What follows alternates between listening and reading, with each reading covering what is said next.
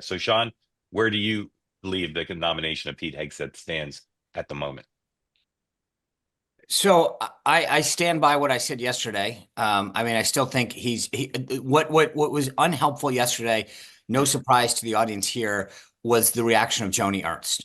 He had a good day tactically. The mom, the interviews he went on, Megyn Kelly, Wicker, who's the Roger Wicker from Mississippi, the chairman of the House Armed Services, Senate Armed Services Committee, had some favorable things to say about him. He met with Kramer, another member of the Senate Armed Services Committee.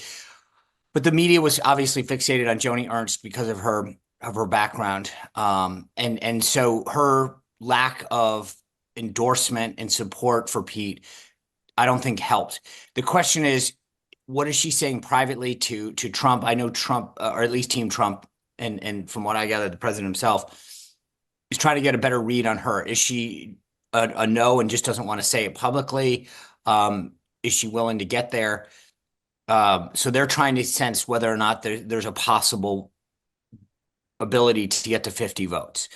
And that's where things stand right now. I think that it's a straight up math issue. If he has another couple people that say, hell no, you saw he's going to meet with Collins and Murkowski next week. That's a positive sense. It sort of gives you something to look forward to. So the question is, I mean, Fox and Friends this morning was going all out trying to make the case for Pete.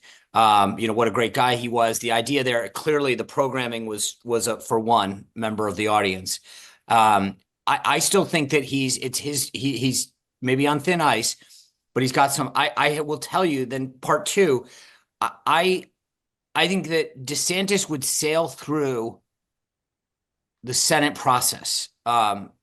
He's a Navy JAG officer, so on that front, I'm very. It's nice to see some more Navy folks.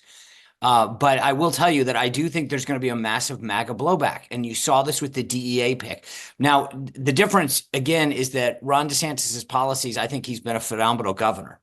But I think that for a lot of MAGA folks, they look at what his challenge to President Trump, who had been so helpful in DeSantis' political ascent, as a betrayal that cannot be forgiven. So I think that that's the sort of the big issue here. He might be able to get through the Senate, and that's what Trump is for.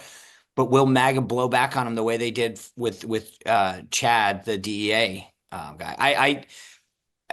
I get the thinking on this, but I'd be very careful. And I think that you're going to get a lot of folks who would argue, and this is just me presenting it just so that people don't go nuts on me here, is to say DeSantis, his anti-woke policies are exactly what we've been looking for. He's got the managerial experience as a governor.